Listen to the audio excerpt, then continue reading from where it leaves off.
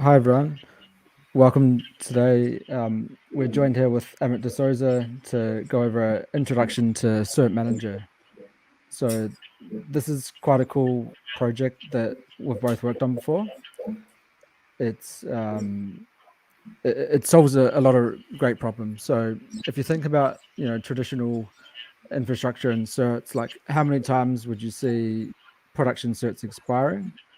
And even in banks, when we've worked in the past, where it we shouldn't be having these certs expiring all the time, and it's probably one of the most common production issues we have. So yeah, if we go to the landscape here as well, Amit, so you can find Cert Manager in the CNCF landscape. So this is obviously a lot to do, but it's right down here at the bottom with security and compliance. So that's at the CNCF landscape.io. And yeah, Amit, if you would like to start the presentation on it. Maybe Yeah. introduce yourself first, and then we can start. Hey folks, I'm Amit DSouza. I'm the co-founder of Odyssey Cloud and Kubernetes specialist.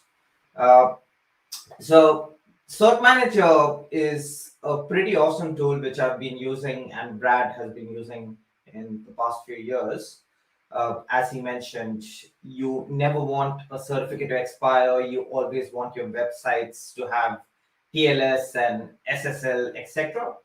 So Cert Manager is an easy way, which it basically brings all the certificate related resources and makes it Kubernetes native for us.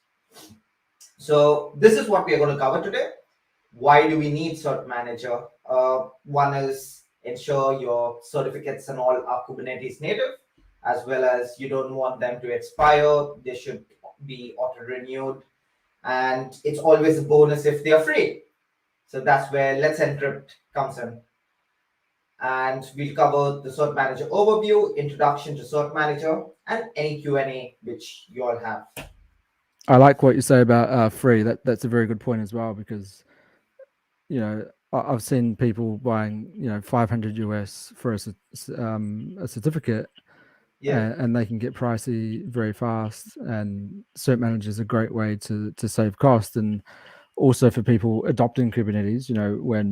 When you're going to your boss with a use case saying, okay, we want to go down the Kubernetes path. This is how much it's going to cost. Yeah. Using Cert Manager is a great way to say, to pitch the Kubernetes idea, because you can say, we're going to save this amount of money in certs and also incidents as well, right? Because it's Yes. going to be, the great thing is, like, to some people, certs can be very difficult, and Cert Manager takes all of that pain away. And the documentation's great. Like, when we went down, the rabbit hole of learning this, and when I mean rabbit hole, I just mean, every new thing you learn, you fail, you learn, you see how it works. The documentation was really, really good to actually really teach us how they work, and we learned a lot about certificates on the way, didn't we? Absolutely. I found the Cert Manager is one of the best documented applications we've used in quite a while. So, Especially the troubleshooting guides as well. Like, yeah.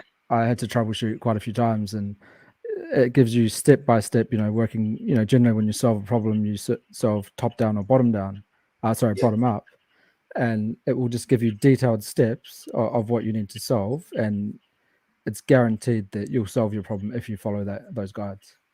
Oh, absolutely. Like even the part where, oh, my certificate is not getting generated, what is wrong? And how they tell you, like, can you go and check your DNS credentials which you put in? If that is okay, the next step would go and check your DNS itself. Does it have access to make these changes, TXT changes, and ACME changes that are required?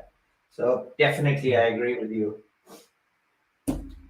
So why Cert Manager? So Cert Manager, it builds on top of Kubernetes and provides X509 certificates as well as issuers. Now, what do you mean by issuers? And basically, an issuer is like the normal process you go through for generating a certificate is you generate a CSR, and then you go about, you submit that CSR to your certificate provider or certificate issuer, and that individual issuer will then send you a certificate after they verify your identity.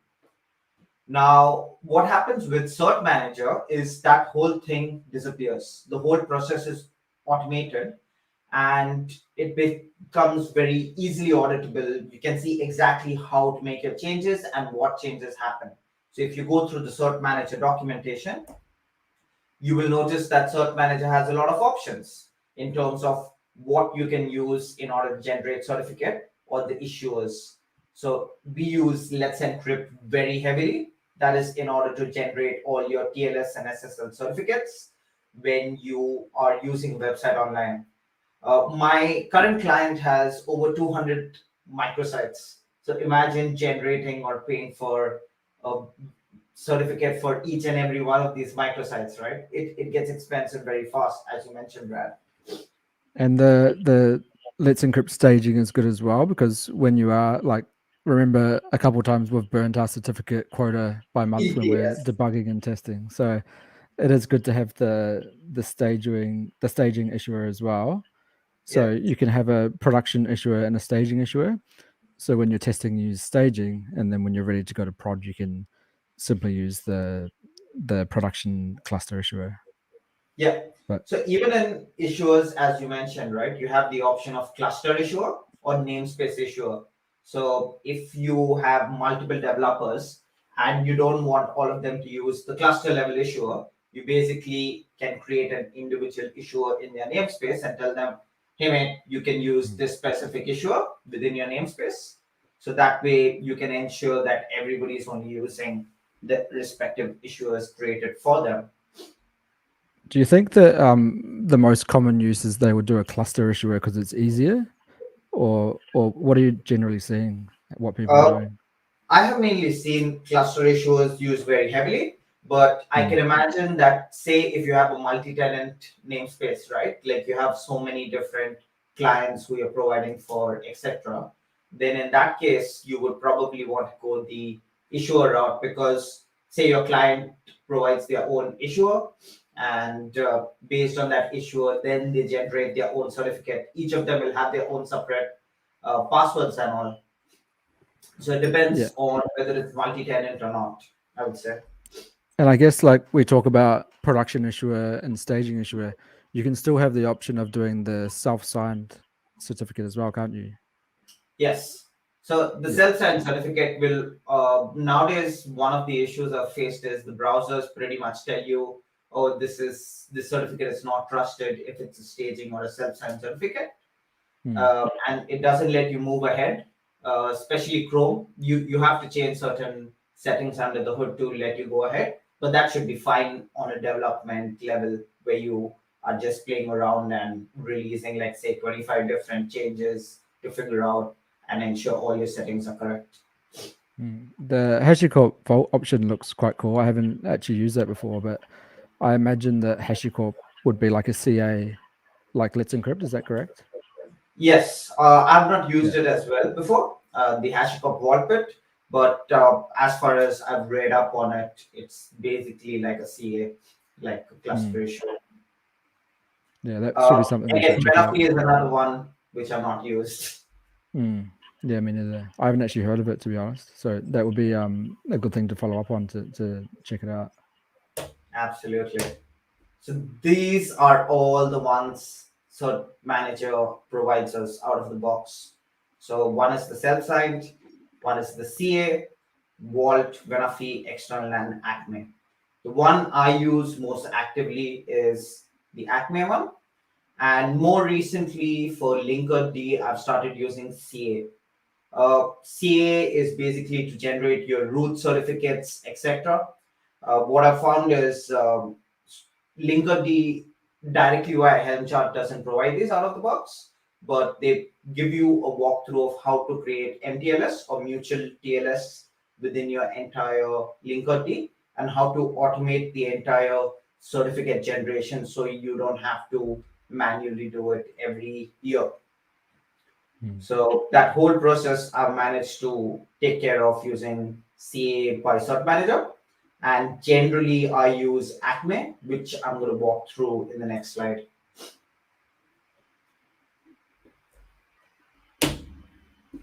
So these are the two main ones within Acme. which is HTTP 01 and DNS 01. Now, the difference between the two is, like, I'm not used HTTP 01, but HTTP 01 requires integration with your respective ingress, which is Nginx. It then goes and creates a file on the Nginx level, and then based on that is how it verifies that, oh, you do own that domain, etc., and tries to access it via the domain level. So that is what HTTP 01 does. Sorry, just a quick question. A quick question there. So you mentioned Nginx, like you can obviously use this with other ingress controllers as well, right? Oh, absolutely. So even if your ingress controller is not mentioned there, you can generally most probably use it with that using the configuration provided. As long as you have a CRD which is integrated. A CRD is a custom resource definition for any new type of application. So as long as we have a CRD installed, it should work fine, even if it's not Nginx. And if we, sorry, go ahead. No, nothing. Carry on, thanks. So if we do end up using DNS01, these are the 4 steps that happen, where you first create a certificate, then a certificate request, an order, and a challenge. So the certificate is just your first stage, where this is a Kubernetes level resource. Cert Manager automatically marks this as false, and I can pretty much show that to you via VS Code. So the second step is the CSR, or the certificate manager. Let's quickly open this and I'll show you how it looks.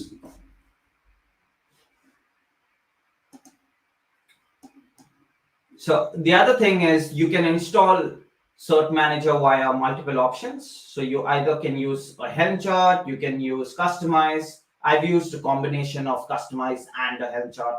So this is my. Can we make your code a little bit bigger, please? Yes.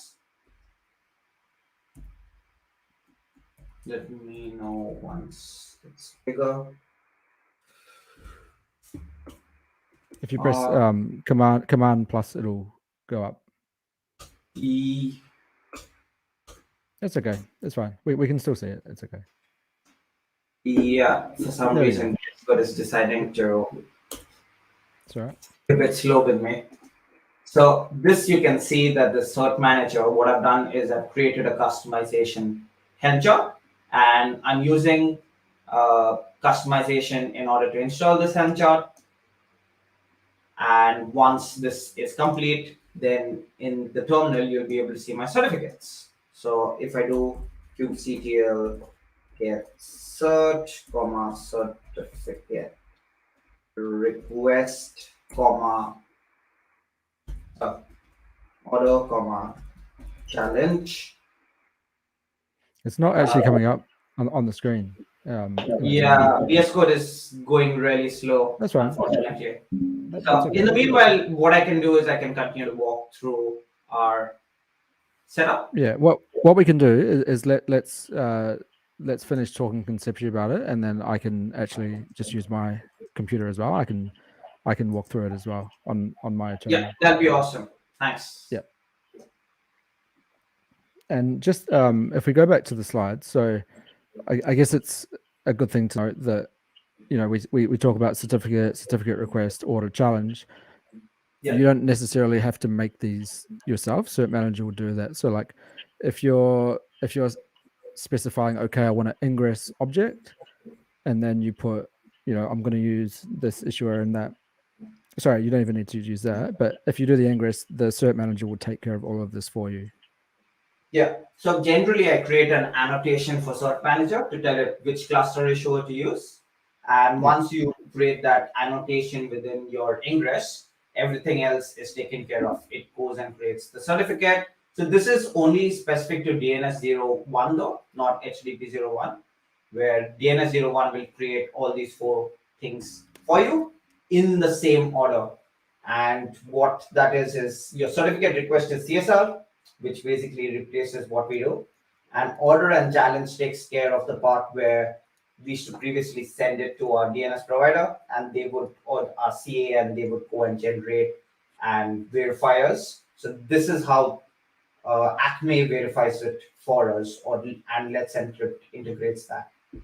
So they basically create a challenge or an entry within your DNS, and they verify that, oh, does this entry exist within their DNS? And once they verify that, they're like, okay, cool, it looks like they own the certificate and the domain, so issue them a production level certificate. And that's how we mainly do it. As far as the domains that are concerned, I have used GCP, AWS, and Azure for Cert Manager without any issues. And I've used Helm and Customize to install Cert Manager. Not yet used Cubectl directly, but I found that Helm and Customize provides you a high level obfuscation, which saves you a lot of time rather than figuring out what configuration you need to put in always. So let me quickly go back to my screen and see if that has popped up. And if not, then maybe you can just share a screen. Sure. And for those, for the kubectl part, if you do want to kick the tires of this, it is really easy to just go kubectl apply, with the installation guideline, and that's an easy way to just check it out to see if you like it. If you're not sure about Customize or Helm. Here you can see every request has your respective certificate. And what ended up happening is once you have a certificate, this marks it as false. It then goes and creates this certificate request. That certificate request creates an order. And as you can see, this one is errored. So one of the ways of debugging your respective cert manager is doing the kubectl describe, and then for the respective resource, it tells you exactly what the error would be for your respective application. So here, for example, I have made a mistake in the domain name. So it says that dev.odysseycloud.iox domain does not end with a value or valid public suffix, because iox is not extension domain which is valid. We have .io which is valid. So I'll have to go and update my ingress for the same.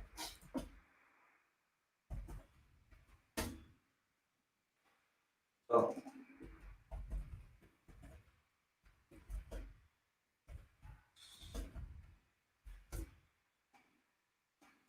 here you would notice the place where you actually need to make the entries will be pretty obvious. So you'll have to search for where iox is specified. So as you can see, this is the part where iox is specified. Now, generally, if I made a change here, this would work. But because I use Argo CD, I cannot make manual changes automatically. And even if I make this change, it will automatically go and update it back to the old version. So let's run. Can we just see the YAML file again? I just wanted to point one thing out as well. Absolutely. For the can you edit the ingress? Can you edit kubectl edit ingress? Yeah. Yep, that's the one. And then if we go down to the TLS settings for secret name, that's one that gets automatically generated. So all we really need to do is specify the name, and then it will take care of the rest. So we don't need to go and make a secret, put the certificate in, etc. Yeah. It will take care of all of that for us, which is really handy. Yeah. And all I've done is at the top of the thing, I've provided an additional annotation, which I'll show you all as well. So this is all I've mentioned. And what this has is, it basically says, use this cluster issuer called Let's Encrypt AWS certificates. And the cluster issuer is something you need to create during your installation. And I can show you that as well. And so you can see here that he's using it with external DNS, which plays really well together. So let's say that AWS, we have Route 53.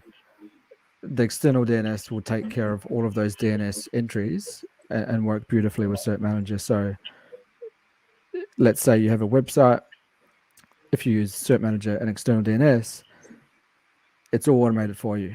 So, there's no more of this manual going and updating DNS records. It fully Yeah. takes over and does it all for you. Yeah, it definitely, as you mentioned, Brad, like out of the box, like I think it's awesome that we have these different tools nowadays where everything is automated for us rather than having these manual steps. And we are going down the right path of cloud native way where we don't perform manual steps anymore. Hmm. And the So biggest, like when we're installing Cert Manager, it's probably the big things are probably, obviously install Cert Manager, set up your cluster issuer, and then it's probably also your, let's say, Route 53 credentials for AWS. So when they do the certificates, they can verify that with the domain, right? So it's probably yeah, those 3 steps are the biggest for installing. yeah. So I think out of the box, there are just three things you need in order to start playing around with any web-based application. One is Nginx or any other ingress, Envoy or whatever Contour, whichever ingress you prefer. Then the second part would be your external DNS, and third part would be Cert Manager, because that will take care of the whole routing for all your applications, right, within your cluster. So this is the cluster issue we had created for AWS. All you do is you say that this is your Acme, you provide an email, you give them private key secret ref. This is not something which is created by you. This is automatically created by Cert Manager itself. This is just the name that you provided. Then you provided your AWS access key, and you create a secret within Kubernetes and provide via the secret, you provide it the secret access key. Yeah, and just let's quickly go back and just talk over that a little bit more. If you go up, just up to where the secret key is. Yeah, so this is where you do have to create your own secret. So in the documentation, you'll see what, like in this case, it's AWS, so you need your access key ID. Well, technically that's not a secret, but it could be, but to some people. And then you need your secret access key as well, and you can specify your region too. And you can use this for other providers such as Cloudflare, or if you go to the documentation, there's quite a list of supported ones. So yeah, it's probably one thing to point out. Just you do have to make your secret. That's probably the only other thing you need to do is your cluster issuer and your secret, and then the rest is all done for you. So one thing I remember, I ran into one specific issue, which was it took us 2 days to figure out what exactly happened. And the issue was since we were trying to provide cross account access for GCP. So within GCP itself, we had two separate accounts, and our main domain was there in a separate account. We had to also provide the respective hosted zone ID in order for it to work, and without that, it wouldn't work. That's a good call out, actually. Yeah, make sure that either your access key or whatever key it may be does in fact have access to make those changes. Yeah, but not just that, we actually had to provide another parameter called hosted zone ID, and without that, even though Okay. our access key had access, it could not really access the respective domains and make those changes till we provided this. It took us 2 days to figure that out, but once we figured it out, it was like, oh, okay, thank God it works. Interesting. Yeah. Yeah. So this was the other part which we have created, and I generally always use the staging cert as well. And the reason for that is you generally get around 10 or 15 certs in production for Let's Encrypt. So if you burn them, then you can't order a new one for 1 week, and that's not feasible. Yeah, especially I've been lucky because I've burnt them, but I was in a position where I could wait. But if you were going to production pretty soon, you would start to be a little bit worried. Yeah. So that is one thing which I think both Brad and I support, right? Like test your stuff on staging, and only then, when you're ready to deploy it into production, start using production Let's Encrypt. Yeah, And that can be as easy as just seeing, we've got a cluster issue, a YAML file here. We simply do a staging and a production, and then in the ingress, we can specify our cluster issuer in the annotation. So it's very easy to flip between both of them. Absolutely. And So to be honest, I'm probably a little bit sometimes lazy. I know I've got enough certificates and they're free, so I generally just use production. But I need to be better at really using staging for those lower environments. Yeah. I think that generally, so every respective domain has around 10 records to bust, right? So as long as you are testing them, if you know that, I won't have to test more than 10 times, I think it's okay to use the production directly. Yeah.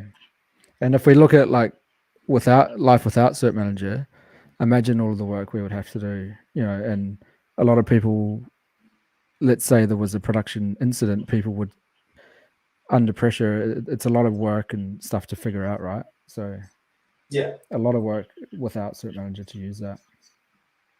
Because previously I remember like quite a few years ago, we had to go and generate a CSR. We go and send that CSR to DigiCert.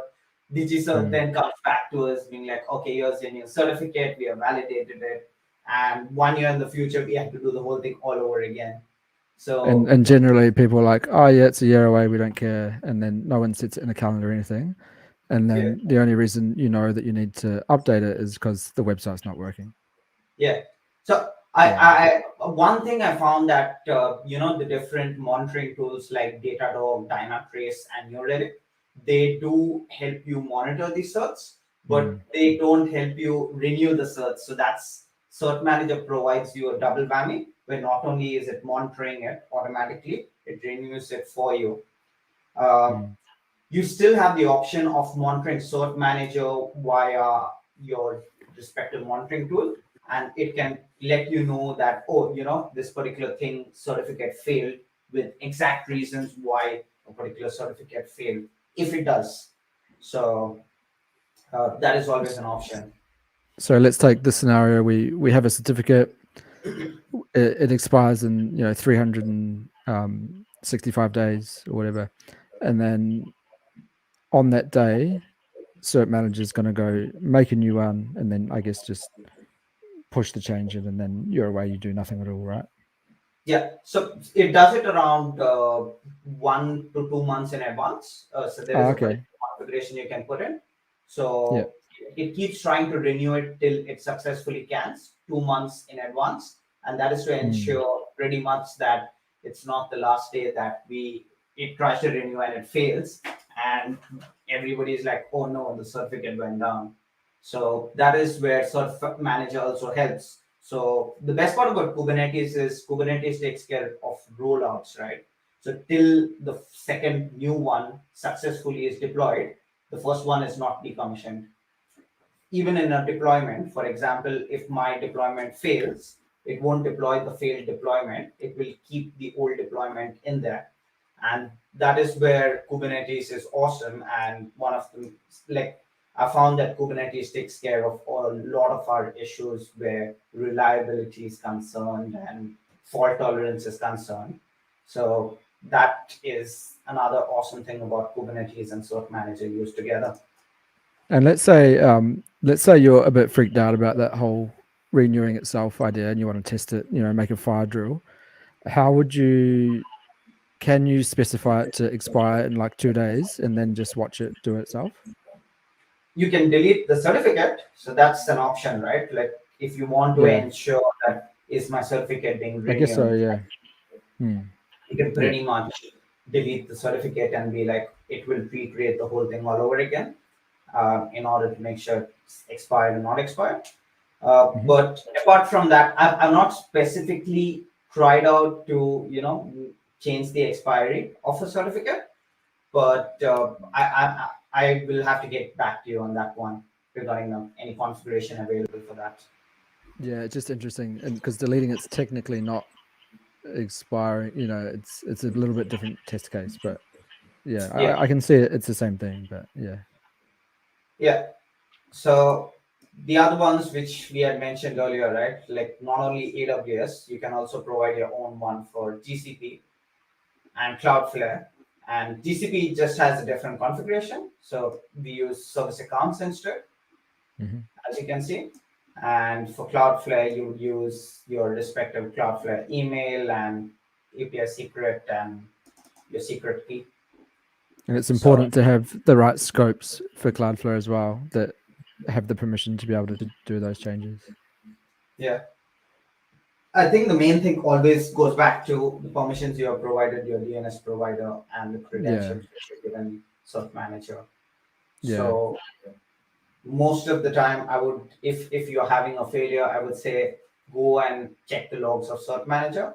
They generally tell you very explicitly what really failed.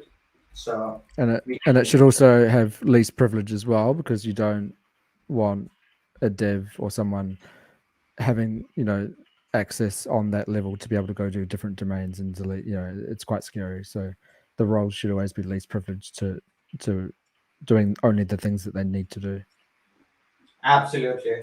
So as I was discussing with you earlier, these are the three things which are deployed by Cert Manager themselves.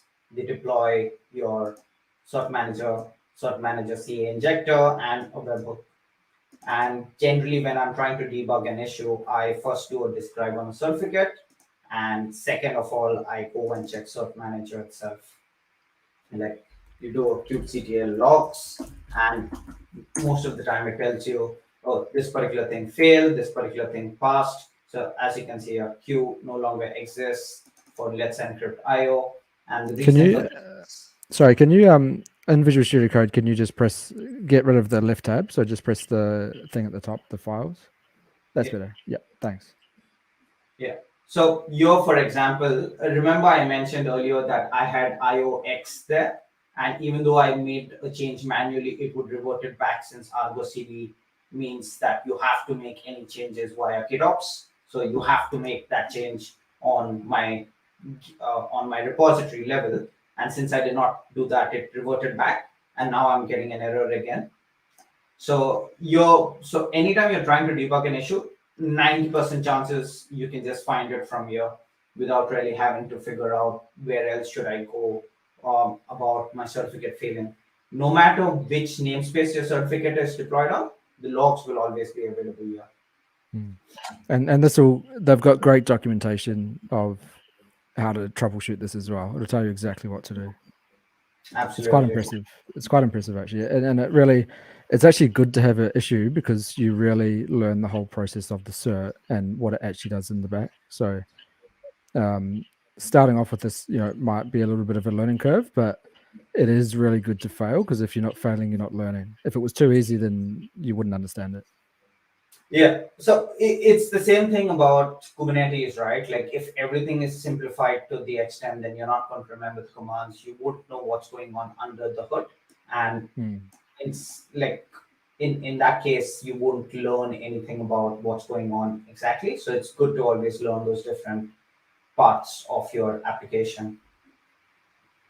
And if we want to talk about the Argo CD level, let's quickly walk through that as well. Just give me a second, and I can show you Cert Manager specifically.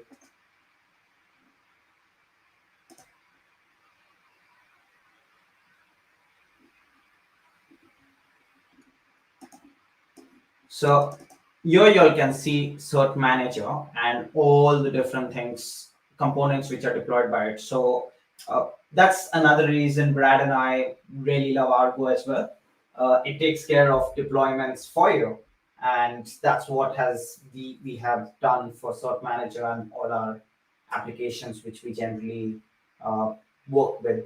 We try and use Argo where possible, and it basically deploys the whole application for you and takes care of syncing it, etc. So you don't have to worry about what's happening. It's also a great way where Argo shows you what's getting deployed and how you can use it. So here, for example, is showing you exactly what services are working, what are the pods, and all the different applications or resources which are being generated by Cert Manager itself. So this is mainly what we use, and this is all which is generated singularly by the Helm chart and customize without you having to specifically go and create the components. And as Brad mentioned, even if you use a Kubectl apply, they provide you the whole thing, so you can just apply it single-handedly. Can we see that as well, please? Can you go to the Cert Manager documentation? Yeah. I think it's important for these talks as well that it's really awesome to show Argo, and that's more of a mature state. But I think it's for people starting off as well. It is really easy to take it back to basics. Yeah. But awesome seeing it in Argo. Yeah, here we go. So it's as simple as just providing this one-liner, Kubectl apply 1.54. The only catch about this is the reason I use customize or Helm is you for providing the namespace respectively. Even if you do say Kubectl apply and you're doing it in a specific namespace, it won't update all the values of the namespace present within this file itself. So yeah, I go into file. Let's quickly open it. And if I do go into the file, the namespace which is present within these files for your CRDs, your application, your deployments. So even though it will get deployed in your respective namespace which you're currently presiding. So if I've already moved to the namespace, say DNS infra, it will deploy it within that, but it's going to start having issues internally because Cert Manager has certain CRDs, there are certain references which it makes internally, and that's where it will start causing issues for whatever is generated. And maybe I can quickly show that to you all as well. Let me. Can we also just quickly go back to the docs? So okay, we've installed Cert Manager here. Now let's look at where we do our cluster issuer or issuer. Yeah. Does it say that? So, yeah. Yes. So once you've installed it within this particular part, then the next part is the configuration itself. And in order to create a configuration, it tells you that you need a cluster issuer. And this is how you create an issuer or a cluster issuer. And it tells you exactly what you need to basically do it. So if it's an issuer or a CA issuer, then these are the steps that you perform. Versus if it is a Let's Encrypt type of cluster issuer, etc., then you will have different steps that you require. And if anyone does need advice on how to do this part or needs help, you can reach out to us. We're on the CNCF Slack, the Kubernetes Slack. Just feel free to reach out to us, and we can help you out if you are a little bit stuck here. Absolutely. Like we are more than happy to get everybody on board and teach them about the different components that we actually use within our setup. And as you mentioned, Brad, this whole thing will be taken care of once you create the issue or cluster issue by you. Cool, thanks. And as we mentioned earlier, everything is present within your FAQs. So if you're confused about any specific concepts or why certain things are not failing, why they are failing, then you can basically use the troubleshooting guide for Acme or just general troubleshooting to try and figure out what's going on. And now to show you all the YAML which is generated by my customers. Let me quickly.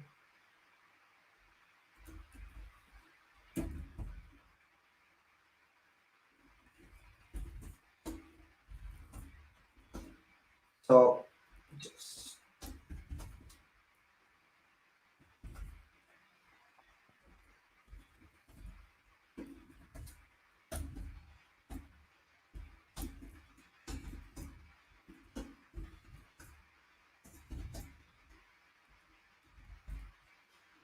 here I've basically created another YAML file, and this is what customizer generated. So I have specifically had an issue with this particular deployment.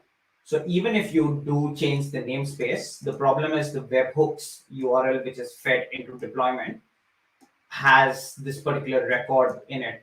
And this is my namespace.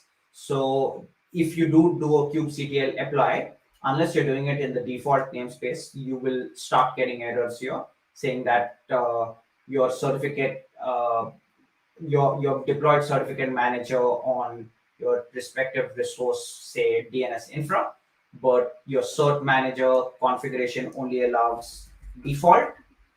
And so generally, that's the reason I use either Helm or Customize. You install it in a different namespace, not the same namespace. And that takes care of it for me. What about you, Brad? Have you used it in any other space apart from certificates, external certificates? You're speaking on mute. That's what I was going to bring up as well. So let's say that you don't need it for that use case. If you need to generate certificates for other things, can you leverage Cert Manager for that, if that makes sense? Yes. So one of the things which I've done is I've recently implemented Linkerd, and it requires CA certs, etc. And Certificate Manager takes care of the whole process for you, where you don't need to actually sit and generate your secrets or certificates. And Linkerd walks you through exactly how to do it, which is pretty awesome. So it's as simple as I've started using a new tool based on what I read in Linkerd called Step. It takes out a lot of steps which OpenSSL requires you to perform, and it simplifies it to a one-liner to generate a new certificate. That's awesome. I will definitely have to check that out. Yeah. And what these guys have basically helped us do is they have said that we are creating a CA cert here for our respective issuer rather than our traditional Acme type of certs, which we were previously using. So this is where I started using different types of certificates. So the issuer of type CA, and this is in order to manage mutual TLS within your respective cluster. And this is what Linkerd can use if you don't want to do it manually. So this is how you would automate it within Linkerd as well. Yeah, and when we did the multi-region clusters, was that external DNS or Cert Manager where we had it trying to take each cluster was trying to take over the writing to the DNS? That was external DNS. Yeah, it wasn't Cert Manager, was it? DNS. So we can still use Cert Manager in that model we used for multi-cluster with Azure front door, and then But I guess front door would take care of the certificate anyway in that case. Yeah, and actually I can also show you all exactly what the certificate looks like, because this, for example, is issued by Let's Encrypt and Cert Manager, as we mentioned earlier. So as you can see, this is a Let's Encrypt certificate. It's generated for this particular common name, and everything else is automatically generated. We do not have to go and contact any, CA to provide us a certificate, etc. All of it was taken care of internally. And using Let's Encrypt, obviously we love it's free. Are there any advantages not to use it? More features. It's pretty much we've seen banks use it as well, right? So there's no real reason not to use Let's Encrypt, right? Yes. But one thing I would love to mention is Let's Encrypt is our not-for-profit organization, and they always hope that there are more people who support it. So if you do think your firm is really big, as well as you are using Let's Encrypt very actively, please try and support them, because it's awesome when they receive and they can actually provide more features, research for us, because I think all of us have started using them so actively. Yeah. And it's what their goal is, to ensure that the internet is a secure place. There are less scams. There's less times where people, get duped by an incorrect website. So their goal is pretty awesome, what they're trying to achieve. So Yeah. No, definitely, that's a great call out. Yeah. yeah. And these are their major sponsors. As you can see, AWS sponsors them, Akamai sponsors them, all the big wigs do try and sponsor them, because their goal and their cause is wonderful. Yeah, and you're right. It is solving a real world problem. Like it's quite impressive, actually. Yeah. So yeah, that's it from as far as Let's Encrypt and Cert Manager is concerned. Does anybody Yeah. have any questions? Okay, we've got one from Ben here, so let's put it on the screen. How does Let's Encrypt provide certificates for free when other CAs charge for certs? It's a good question. Oh, it's the same reason and the same way. It's a not-for-profit organization, and they have major sponsors and funders. So it wouldn't be possible without their sponsors and funders. And that's why I mentioned, like, if you are, say, a big bank and are using Let's Encrypt, please try and be a sponsor for Let's Encrypt, because they are trying to make a wonderful change in the world. Yeah, it's a good question. So I guess it does cost, but the sponsorship will help with that, to make that cost for you. Yes. Yeah, great question. Yeah. Plus the fact Okay. that now you don't need to send an email anymore, and most probably in the old way, there was an individual who was reading that email and is like, oh, this is the CSR, it's valid, now I'll generate a certificate, etc. Because Yeah. previously they would kind of phone you up or send an email to the email address provided, domain provided, etc. So those manual Yeah. steps have completely disappeared, which also means that the costs have dropped down for generating and managing a certificate. Yeah. Yeah, that's great. Yeah. So you can see, like, Okay. even Bill and Melinda Gates organization and foundation is in this whole list. So Cool. Okay. So yeah, if can we just let people know the documentation website? So I think it's just certmanager.io, probably. yes, it's So yeah, just cert-manager.io. So if you want to check it out, yeah. I'll put that in the chat. So if anybody wants to use certmanager.io, that's the one. The entire how to install usage is there on the left-hand side, and it's pretty straightforward. So if you want to install it, you can use these tools. They also tell you how to use Helm, etc., to install the whole setup. So it's pretty awesome. The support they give us is great, and it solves a real-world problem which has plagued a lot of companies for quite at least a decade now. Yeah, it's a great tool, isn't it? It's very impressive. Yeah. So if you want something which is Kubernetes native and you want it to automatically renew your certificates, etc., you don't need to look any further than Cert Manager, which takes care of the whole for you. Yeah, and don't forget, if you're not on Kubernetes yet and you want to have your use case to your boss, include this in there. You can save so much money on certs as well. Yeah. And time and incidents. Yeah. So there would probably be just one last part which I would like to talk about, which is external issuers. External issuers means that if you don't want to use Let's Encrypt and you do still want to use your Google, your AWS, your Microsoft Active Directory services, like, you can use all of those to generate, you have issuers for all of them to generate those certificates as well. Yep. So as you can see here. All right. Well, yeah. Thanks for joining us today, Amit. That was a really awesome talk. I think it was. I think it's going to be helpful for people to start off and understand a little bit more about Cert Manager. Absolutely. I thoroughly enjoyed this talk as well, and hope it was helpful to everyone involved. Yeah. All right, and please reach out to Amit if you or myself if you need help with this or have questions. Yeah. All right. Thanks, everybody. Take care, folks.